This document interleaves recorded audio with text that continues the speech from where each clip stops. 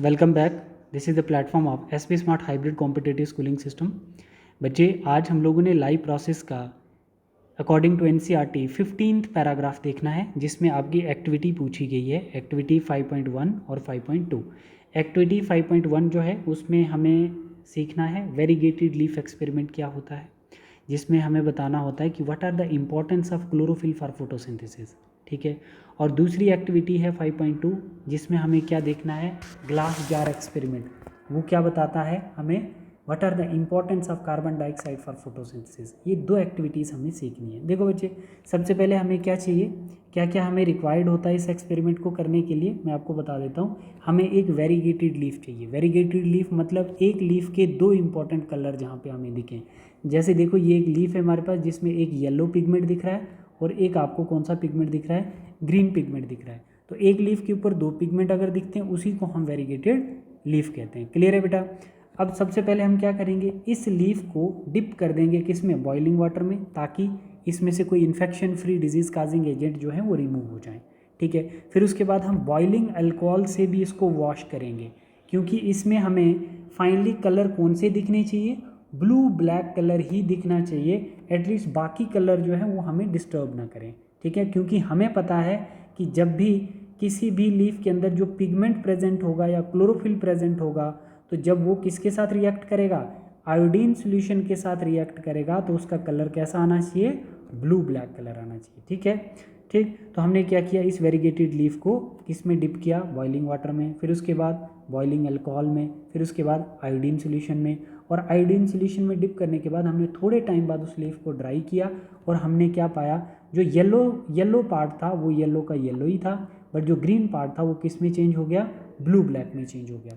तो इसका मतलब जो ग्रीन पिगमेंट होता है उसमें क्लोरोफिल प्रेजेंट होगा, और क्लोरोफिल क्या करेगा, लाइट को एब्जॉर्ब करेगा, और लाइट एब्जॉर्ब करके क्या बनाएगा, ग्लूकोज बनाएगा, और प्लांट ग्लूकोज को स्टार्च की फॉर्म में रखता है। ठीक है। तो स्टार्च जब रिएक्ट करता है आयोडीन के साथ, वो कलर कौन सा देता है, ब्लू ब्लैक कलर देता है। तो इससे हमें पता चल रहा है कि जब प्लांट के अंदर ग्रीन कलर मतलब ग्रीन पिगमेंट नहीं होगा, क्लोरोफिल नहीं होगा, तो तब तक फोटोसिंथेसिस पॉसिबल नहीं होती है। तो हमने जब इस लीफ में देखा, येलो वाले पार्ट में कोई फोटोसिंथेसिस नहीं हुई है, ग्रीन वाले पार्ट में फोटोसिंथेसिस हुई है, क्योंकि उसके अंदर क्लोरोफिल पिगमेंट प्रेजेंट होता है। ठीक है बेटा।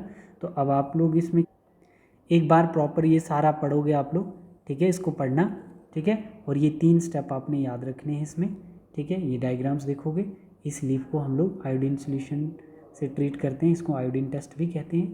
ठीक है। और आगे आपका जो लीफ आता है, येलो वाला पार्ट सेम रहता है, और जो आपका ग्रीन पार्ट है वो किस में, ब्लू ब्लैक में चेंज हो गया। तो यहाँ पर स्टार्च की प्रेजेंस शो हो रही है सेकंड वाले लीफ में। ठीक है। When iodine solution react with starch, colour appear blue black, this shows photosynthesis with the help of chlorophyll pigment. ठीक है। तो इस एक्सपेरिमेंट में हमने क्या सीखा, importance of chlorophyll pigment for photosynthesis. अब हम लोग आ जाते हैं बच्चे, अब हमारे पास आता है ग्लास जार एक्सपेरिमेंट। तो ये आपको दिख रहे होंगे बच्चे, ये ग्लास जार हैं। ठीक है। तो ये जो ग्लास जार आप देख रहे हो, तो इनके अंदर पॉटेड प्लांट भी हैं बेटा। ठीक है। तो इन जार के अंदर जो पॉटेड प्लांट हैं, तो बच्चे इस ग्लास जार एक्सपेरिमेंट का मतलब ही क्या है, importance of CO2 for photosynthesis. तो सबसे पहले हमें क्या क्या रिक्वायरमेंट होती है इस एक्सपेरिमेंट को परफॉर्म करने के लिए बेटा, हमारे पास एक ग्लास जार होना चाहिए, पॉटेड प्लांट होना चाहिए विद सॉइल, और एयर टाइट गम होनी चाहिए, ताकि कोई गैस उसमें एंटर ना कर पाए। जो हमने जार बनाई है गमले के बाहर, तो उसमें से कोई एयर एंटर ना कर पाए। ठीक है। This potted plant already available, इस पॉटेड प्लांट में क्या क्या है, क्लोरोफिल है, सनलाइट है और वाटर है। इसमें क्या नहीं है, CO2 नहीं है। ठीक है बच्चे। What is required to photosynthesis, CO2, क्योंकि इसमें CO2 नहीं है। किसी ने पूछा कि क्या पता इस जार के अंदर जब एनवायरनमेंट में CO2 होती है, तो इस जार के अंदर भी तो CO2 हो सकती है। तो उस चीज़ को क्लियर करने के लिए हमने क्या कर दिया, KOH को ऐड कर दिया।